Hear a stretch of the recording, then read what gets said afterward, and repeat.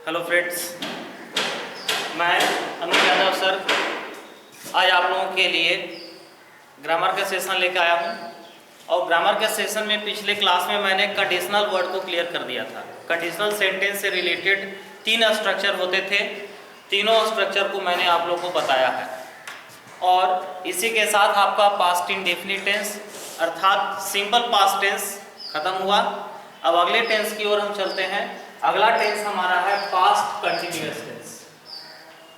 अगला टेंस है past continuous tense.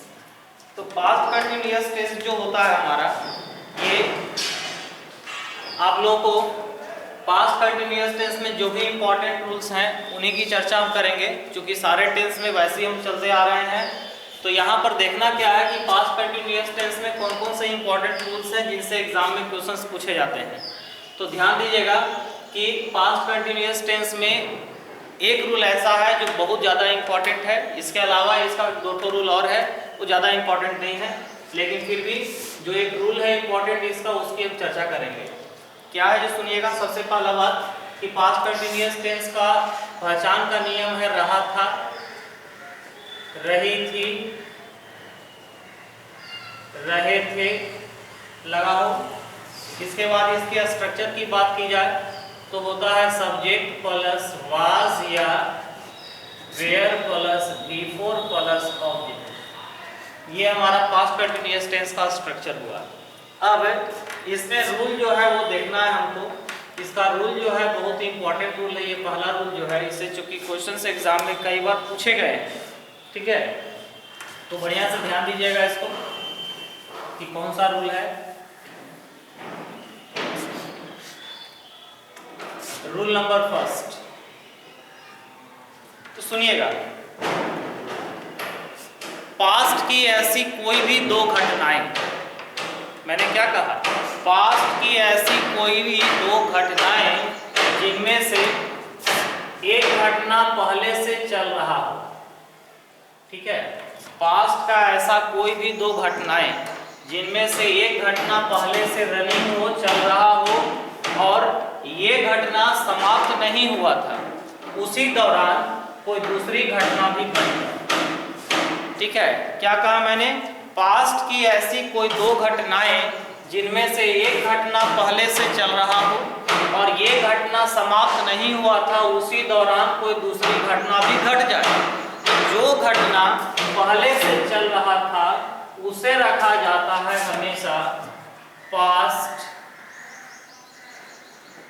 Continuous tense में, और जो घटना बाद में घटी उसे रखा जाता है हमेशा सिंपल पास्ट टेंस में। चूंकि यहाँ 2 क्लाउज आया, पहला है पास्ट कंटिन्यूअस और दूसरा है सिंपल पास्ट, तो जब भी 2 क्लाउज आए तो इन दोनों क्लाउज को एक जोड़ने के लिए एक कंजंक्शन भी आता है। तो यहाँ पर कंजंक्शन के रूप में या तो यूज करते हैं व्हेन का और या तो यूज करते हैं व्हाइल का, ठीक है। तो हम क्या बोल रहे हैं, पास्ट की ऐसी कोई भी 2 घटनाएं जिनमें से एक घटना पहले से चल रहा हो और उसी दौरान कोई दूसरी घटना भी घट जाए। तो जो घटना पहले से चल रहा था उसे रखते हैं पास्ट कंटिन्यूअस में, और जो घटना बाद में घटी हो उसे रखते हैं पास्ट इंडेफिनिट या सिंपल पास्ट में। चूंकि यहाँ 2 क्लाउज आ गए तो 2 क्लाउज को जोड़ने के लिए एक कंजंक्शन भी आता है। यहाँ कंजंक्शन के रूप में यूज करेंगे या तो व्हेन का या तो व्हाइल का। अब देखना है क्या कि इसमें कैसे एग्जाम्पल में इसका एग्जाम्पल देंगे, बताएंगे किस प्रकार से क्वेश्चन इसमें आते हैं। तो हम करते हैं क्या कि जब मैं गार्डन में टहल रहा था तो मैंने एक सांप देखा। तो यहाँ देखना है कि दोनों एक्शन पास्ट का ही है। पहला है गार्डन में टहल रहा था और दूसरी बात है कि उसने सांप देखा। तो गार्डन में टहलना उसका समाप्त नहीं हुआ था, जारी ही था, और उसी दौरान उसने एक सांप को देख लिया। तो दोनों एक्शन हमारे पास्ट में है और दोनों एक्शन को में पहला एक्शन क्या था कि गार्डन में टहल रहा था और दूसरा एक्शन क्या था, उसने एक सांप देख लिया। तो दोनों एक्शन को पास्ट में ही रखेंगे, लेकिन गार्डन में जो टहल रहा था उसको पास्ट कंटिन्यूअस में, और बाद में उसने एक सांप देखा जिसको रखेंगे पास्ट इंडेफिनिट में। यानी कि यहाँ हो जाएगा क्या, while I was walking in the garden, I saw a snake. तो यहां मैंने क्या बोला? While I was walking in the garden, जब मैं गार्डन में टहल रहा था तो I saw a snake, मैंने एक सांप देखा। तो यहाँ पर देखिए कि I was walking in the garden हमारा ऑलरेडी पास्ट कंटिन्यूअस में है और I saw a snake ये भी ऑलरेडी पास्ट इंडेफिनिट में है और दोनों को जोड़ रहा है हमारा कंजंक्शन क्या? while। यदि इसको हम तीन पार्ट में बांट दें A, B, C तो आंसर हमारा होगा neither। Is that clear? दूसरा एग्जांपल आते हैं। While the farmer was ploughing the field, a frog jumped upon him। जब किसान हल जोत रहा था तो एक मेढक उसके ऊपर उछला। इसको भी हम तीन पार्ट में बांटते हैं, A, B, C और लास्ट में कोई रखें। तो यहाँ देखना है क्या कि while के बाद द फार्मर सब्जेक्ट है was प्लस before भी है, यानी ये ऑलरेडी पास्ट कंटिन्यूअस में है। A frog सब्जेक्ट है, B2 जंप है, अपॉन him ऑब्जेक्ट है, यानी ये भी हमारा होगा क्या? neither। समझ में आ रही बात ना? तो पास्ट की ऐसी कोई भी दो घटनाएं जिनमें से एक घटना पहले से जारी हो और उसके तुरंत बाद कोई दूसरी घटना घट जाए तो उन दोनों घटनाओं के लिए हम इस प्रकार के स्ट्रक्चर का यूज करते हैं। इससे मैं आपको एक एग्जांपल और देता हूं, देखिएगा। While she was crossing the road, a speedy car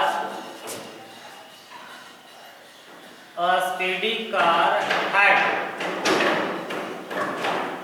dashed her।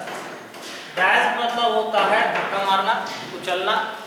तो while she was crossing the road, जब वह रोड को पार कर रही थी, स्पीडी कार एक तेजी से आती हुई कार ने हैड डैश्ड हर, उसे क्या किया? ठोकर मार दिया, धक्का मार दिया, कुचल दिया। तो यहाँ पर देखना क्या है कि while के बाद हमारा she was crossing the road ये ऑलरेडी पास्ट कंटिन्यूअस में है। दूसरा है क्या? स्पीडी कार सब्जेक्ट है, उसके बाद देखिए यहाँ पर जुड़ गया हैड, जो कि गलत है। हैड पास्ट इंडेफिनिट टेंस में हैड का यूज नहीं होता है, जबकि हैड का यूज होता है पास्ट परफेक्ट टेंस में, इसलिए यहाँ से हैड को हटाएंगे और डैश का V2 ऑलरेडी और V3 भी डैश्ड ही होता है, यानी अब सेंटेंस हमारा क्या हो गया? सही हो गया। तो यहाँ पर देखना क्या है, इसको घुमा के भी दे सकता है। कैसे? हम कहते हैं क्या? पहला एग्जांपल की I saw a snake, मैंने एक सांप देखा। While I was walking in the garden, जब मैं गार्डन में टहल रहा था। तो इस प्रकार से भी क्वेश्चंस पूछे जा सकते हैं, तो इस पर ध्यान देना है। उसी प्रकार से दूसरा example, a frog jumped upon him while the farmer was plowing the field, जब किसान हल जोत रहा था, है ना? एक मेढक उसके ऊपर उछला जब किसान हल जोत रहा था। तो दोनों तरीके से पूछ सकता है। उसी प्रकार से तीसरा है, स्पीडी कार डैश्ड हर, एक तेज से आती हुई कार ने उसे ठोकर मारा। While she was crossing the road, जब वह रोड को क्या कर रही थी? पार कर रही थी। तो यहाँ पर दोनों तरीकों से एग्जाम्पल में एग्जाम में क्वेश्चंस दिया जा सकता है, यानी कि while या when का यूज सेंटेंस के बीच में भी हो सकता है। तो इसको याद रखने के लिए क्या ध्यान देना है कि while या when का यूज सेंटेंस के शुरू में हो या सेंटेंस के बीच में हो, इसके तुरंत बाद का जो सटा हुआ क्लाउज है वो हमेशा पास्ट कंटिन्यूअस में ही होगा। और सिंपल पास्ट टेंस को सेंटेंस के लास्ट में रख दो या while के पहले रख दो, उससे कोई अंतर नहीं पड़ेगा। Is that clear? अब देखिए, इस प्रकार के क्वेश्चंस में एक तरीके से एग्जाम में और पूछा जाता है। क्या है जो देखना है कि पहला एग्जाम्पल पे हम ध्यान देते हैं, थोड़ा सा फोकस करते हैं कि पहले एग्जाम्पल में क्या है। पहला एग्जाम्पल ऊपर है, While I was walking in the garden, I saw a snake। देखिए कि यहाँ दो एक्शन है, एक है I was walking in the garden, मैं गार्डन में टहल रहा था, और दूसरा है I saw a snake, मैंने एक सांप को देखा। दोनों एक्शन का जो करता है, सब्जेक्ट है, दोनों एक ही ना है। आई गार्डन में भी मैं ही टहल रहा था, सांप भी मैंने ही देखा, है ना। तो यहाँ भी आई है, यहाँ भी आई है, ठीक है। अब देखते हैं दूसरा example. While the farmer was ploughing the field, a frog jumped upon him। पहला एक्शन का सब्जेक्ट हमारा द फार्मर है, दूसरा एक्शन का सब्जेक्ट अ फ्रॉग है। यहाँ इतना ही ध्यान दीजिए केवल आप, बाकी आगे मैं समझाऊंगा। तीसरा है While she was crossing the road, a speedy car dashed her। यहाँ पहला सब्जेक्ट हमारा she है और दूसरा सब्जेक्ट हमारा क्या है, स्पीडी कार। तो ध्यान क्या देना है, हम बता रहे हैं आपको कि जब दोनों एक्शन का सब्जेक्ट जो है, कर्ता जो है एक ही, तो उस स्थिति में व्हेन या व्हाइल के बाद सब्जेक्ट और ऑक्सिलरी वर्ब को हटा देते हैं, फिर भी सेंटेंस हमारा सही होता है। That is called present participle. समझ रही बात ना, इसी को कहते हैं प्रेजेंट पार्टिसिपल। पार्टिसिपल आपको हम पढ़ाएंगे तो उसमें बहुत सारी बातें को बताना है, बहुत ही इंपॉर्टेंट टॉपिक है और बहुत ही डिफिकल्ट टॉपिक है, ठीक है। फिलहाल ये समझिए कि इस प्रकार के एक्शंस में, इस प्रकार के सेंटेंस में दो प्रकार के एक्शंस होते हैं। यदि दोनों एक्शंस का कर्ता एक ही हो, ठीक है, तो उस स्थिति में व्हेन या व्हाइल के बाद वाले क्लाउज में सब्जेक्ट और ऑक्सिलरी वर्ब को हम ड्रॉप आउट कर देते हैं, हटा देते हैं, फिर भी सेंटेंस हमारा सही होता है। यानी कि उसका एक रूप और हो जाएगा, while walking in the garden I saw a snake. ये भी हमारा सही है, समझ में आ रही बात ना। लेकिन जब दोनों का कर्ता अलग अलग हो, उस स्थिति में हम इस स्ट्रक्चर का यूज नहीं कर सकते हैं, ठीक है। जैसे यहाँ पर यदि है the while the farmer was plogging the field a frog jumped upon him, यदि इसको बनाना चाहे while plogging the field a frog jumped upon him, तो फील्ड को प्लॉग कौन कर रहा था, हमें करता ही नहीं मालूम है, क्योंकि यहाँ पर तो करता क्या है, ये फ्रॉग। क्या फ्रॉग ही फील्ड को प्लॉग कर रहा था? नहीं, वहां पर फील्ड को प्लॉग कर रहा था हिम का कोई करता है, तो उसको उस कर्ता को स्पष्ट करना जरूरी है। लेकिन यहाँ क्या है, while walking in the garden I saw a snake, यानी गार्डन में टहल रहा था आई, और सांप भी किसने देखा, आई। यहाँ पर कर्ता स्पष्ट है, यही कारण है कि यहाँ से हम कर्ता को हटा सकते हैं। उसी प्रकार ऊपर देखते हैं, while she was crossing the road a speedy car dashed her।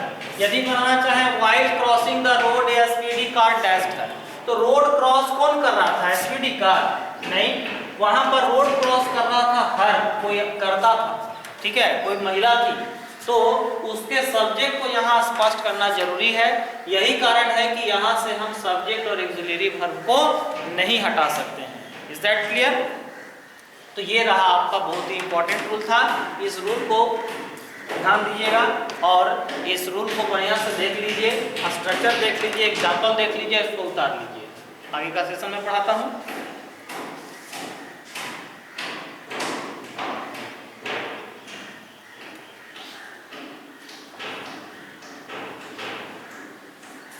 चलिए नेक्स्ट आते हैं।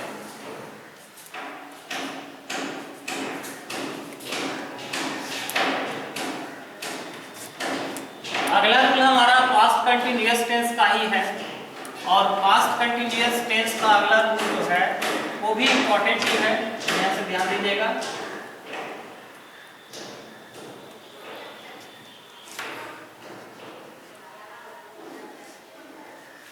देखिए नेक्स्ट रूल हमारा है कि जिस हिंदी क्रिया के अंत में ने वाला था, ने वाली थी, ने वाले थे लगा, वैसे वाक्यों का अनुवाद इस प्रकार करते हैं।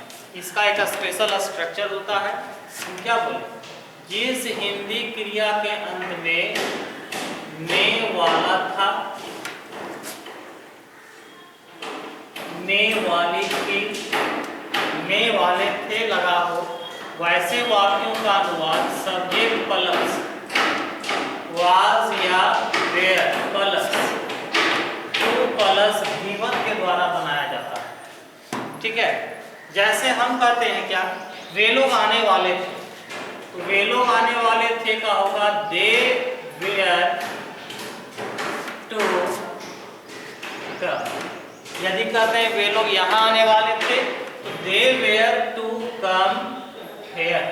ठीक है, उसी प्रकार से यदि हम कहते हैं कि तुम्हारी बहन रोने वाली थी, तो तुम्हारी बहन का हो जाएगा क्या, योर सिस्टर टू वीप। लेकिन इसमें ध्यान क्या देना है कि ऐसे वाक्यों को यदि इम्फैटिक बना दिया जाए, इम्फैटिक का मतलब होता है जोरदार, तो ऐसे वाक्यों को यदि जोरदार बना दिया जाए तो इसका एक थोड़ा सा चेंजिंग इसमें आ जाता है क्या, कि हिंदी होता है ने वाला था। ठीक है, ने ही को था, ने ही को था।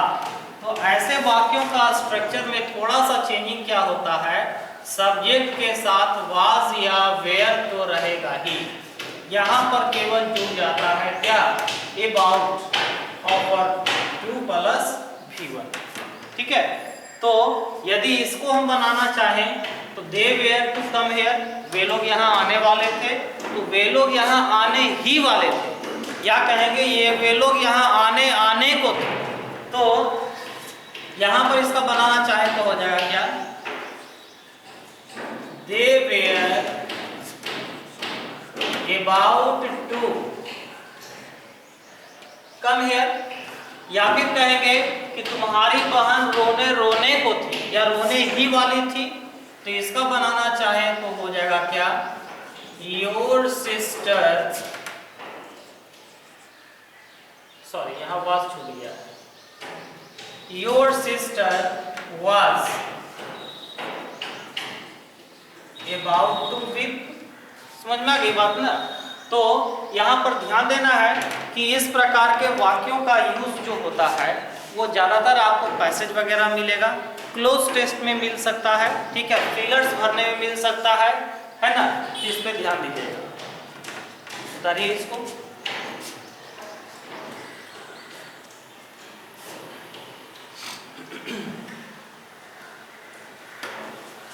इसी में थोड़ा सा और एक पॉइंट बता देते हैं। ये तो हमारा पास्ट का हो गया, लेकिन जब प्रेजेंट की बात करेंगे तो जहां पर था, थी, थे लगा है वहां है लग गए, है का यूज हो जाता है, और वाज वेयर जहां रहेगा वहां पर इज एम आर में बदल जाएगा। दोनों जगहों पर वही स्थिति है। ठीक है, प्रेजेंट एक्शन में वाज वेयर की जगह पर केवल इज एम आर लगता है, और हिंदी था की जगह पर है का यूज हो जाता है, बस इतना ही अंतर है। ठीक है, तो इसको प्रेजेंट एक्शन में भी हम बना सकते हैं। चलिए, रूल नंबर 3। नेक्स्ट रूल में हम आते हैं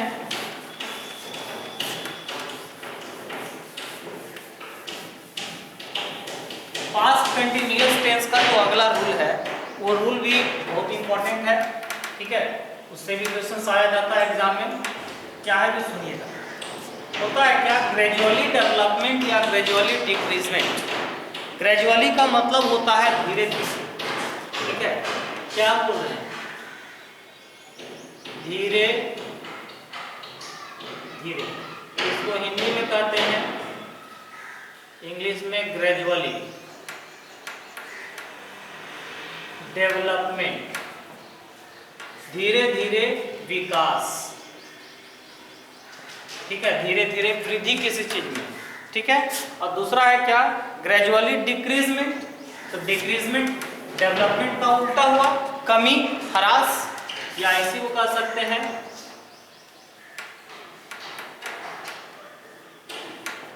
ग्रेजुअली डिक्रीजमेंट। तो ग्रेजुअली डेवलपमेंट या ग्रेजुअली डिक्रीजमेंट वाले वाक्यों को यदि व्यक्त करना हो तो 3 प्रकार की बातों पर ही ध्यान देते हैं। कौन कौन सी बात है, ध्यान दीजिएगा। चौथा बात इसमें याद रखने की जरूरत नहीं है। क्या बोले, ग्रेजुअली डेवलपमेंट हो, पास्ट का, प्रेजेंट की बात नहीं कर रहा हूं मैं, पास्ट की बात कर रहा हूं फिलहाल। पास्ट में ग्रेजुअली डेवलपमेंट हो या ग्रेजुअली डिक्रीजमेंट हो तो ऐसे वाक्यों को डिफाइन करने के लिए हमेशा 3 प्रकार की बातों पे ही ध्यान देते हैं। सबसे पहला बात हमारा क्या होता है, सबसे पहला बात होता है कि वह सेंटेंस पास्ट में हो तो पास्ट कंटिन्यूअस, प्रेजेंट में हो तो प्रेजेंट कंटिन्यूअस टेंस का यूज करते हैं। क्या बोल रहे हैं कि ग्रेजुअली डेवलपमेंट की बात हो या ग्रेजुअली डिक्रीजमेंट की बात हो तो ऐसे वाक्यों को डिफाइन करने के लिए 3 प्रकार की बातों पर ध्यान देते हैं। पहली बात, यदि सेंटेंस पास्ट एक्शन का हो तो पास्ट कंटिन्यूअस टेंस, यदि सेंटेंस प्रेजेंट एक्शन का हो तो प्रेजेंट कंटिन्यूअस टेंस का यूज करते हैं। क्योंकि हम पास्ट बता रहे हैं तो पास्ट में क्या होता है, सब्जेक्ट प्लस वाज या वेयर। प्रेजेंट होगा तो प्रेजेंट में हो जाएगा इज, एम, आर। ठीक है, उसके बाद हमारा वर्ब का चौथा रूप बिफोर, और उसके बाद होता है क्या, ऑब्जेक्ट। यानी ये हमारे पास्ट को इंडिकेट करेगा और ये हमारा प्रेजेंट को इंडिकेट करेगा। ठीक है, तो अब देखना क्या है कि कैसे बनता है। तो यहाँ पर पहला बात बताए कि सेंटेंस यदि पास्ट का हो तो पास्ट कंटिन्यूअस टेंस, और यदि सेंटेंस प्रेजेंट का हो तो प्रेजेंट कंटिन्यूअस टेंस का यूज करते हैं। दूसरी बात क्या है कि मेन वर्ब के रूप में यहाँ पर देखिए बिफोर लिए, और ध्यान क्या देना है कि मेन वर्ब के रूप में बिफोर ही होता है, लेकिन मेन वर्ब के रूप में यहाँ कौन सा वर्ब यूज होगा, तो ये भी फिक्स है। तो ये फिक्स है क्या कि मेन वर्ब के रूप में यहाँ पर यूज होता है या तो गेट का और या तो बिकम का। तो गेट का बिफोर तो आप लोग जानते ही होंगे क्या होता है, गेटिंग, और बिकम का बिफोर क्या होता है, बिकम। समझ में आ रही बात ना, गेट का बिफोर गेटिंग और बिकम का बिफोर बिकमिंग। तो मेन वर्ब के रूप में यहाँ पर हमेशा या तो गेटिंग का यूज होगा और या तो बिकमिंग का यूज होगा। गेटिंग और ये हमारा हो गया क्या, बिकमिंग। तीसरी बात, ये जो ऑब्जेक्ट हमारा है, इस ऑब्जेक्ट के स्थान पर हमेशा कंपैरेटिव डिग्री का यूज किया जाता है। तो कंपैरेटिव डिग्री क्या है, तो डिग्री टोटल 3 प्रकार का होता है, पॉजिटिव, कंपैरेटिव एंड सुपरलेटिव। तो जैसे हम लेते हैं क्या, बिग, बिग का कंपैरेटिव बिगर, सुपरलेटिव बिगेस्ट, है ना। टॉल, टॉल का कंपैरेटिव टॉलर और सुपरलेटिव टॉलेस्ट। तो ये कंपैरेटिव डिग्री का ही यूज होता है। तो यहाँ पर हो गया हमारा क्या, कंपैरेटिव डिग्री। पूरा लिख लेते हैं, कंपैरेटिव। ठीक है, जैसे हम कहते हैं क्या कि तुम्हारी बहन मोटी होती जा रही है। तो तुम्हारी बहन मोटी होती जा रही है तो नॉर्मल सी बात है, आपको समझना है कि किसी को अभी आप पतला दुबला देखेंगे और 1 घंटे के बाद या सुबह में देखेंगे कि वह मोटी हो गई, ऐसा तो नहीं है। ये काम क्या होता है, ग्रेजुअली होता है, धीरे धीरे होता है। उसी प्रकार से कहेंगे कि सूर्य डूबते जा रहा है तो क्या अभी उजाला है तुरंत अंधेरा हो जाएगा, नहीं। ये भी काम क्या होता है, धीरे धीरे होता है। तुम्हारा भाई कमजोर होते जा रहा है तो कमजोर होते जा रहा है मतलब क्या, अभी हष्ट पुष्ट है और तुरंत कमजोर तो होगा नहीं। ये भी काम क्या होता है, ग्रेजुअली होता है, धीरे धीरे होता है। तो ऐसे वाक्यों को हम इसके द्वारा बनाते हैं। जैसे हम बोले क्या, तुम्हारा भाई कमजोर होते जा रहा है ना, या फिर इससे का मिरर बना के देते हैं कि ही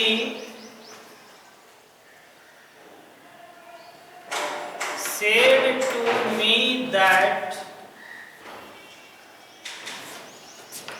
your brother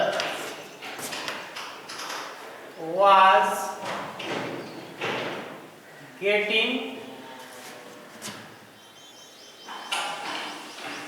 weak। इसको यदि हम 3 पार्ट में बांटते हैं, ए, बी, सी और लास्ट में नो ईयर, तो आपको बताना है कि इसका आंसर क्या होगा।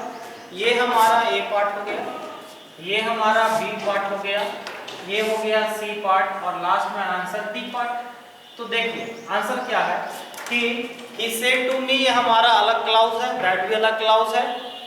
सब्जेक्ट योर ब्रदर वाज, तुम्हारा भाई कमजोर होते जा रहा था। गेटिंग, अब यहाँ पर वीक जो दिए हैं ये हमारा पॉजिटिव डिग्री है, लेकिन यहाँ होना चाहिए था कंपैरेटिव डिग्री, तो वीक का कंपैरेटिव होता है वीकर। Is that clear? समझ में आ रही बात ना? चलिए एक एग्जांपल और देते हैं। मान लिया जाए कि इसको प्रेजेंट एक्शन में लिखना हो तो क्या कहेंगे कि he says to me that your brother is getting weaker। Clear? अब देखते हैं इसमें क्या, एक एग्जांपल और।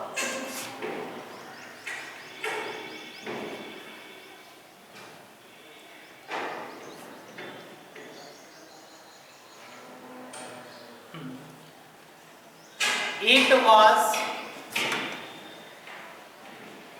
becoming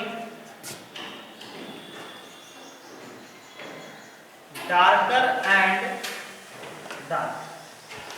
ठीक है, It was becoming darker and dark, अंधेरा होते जा रहा था।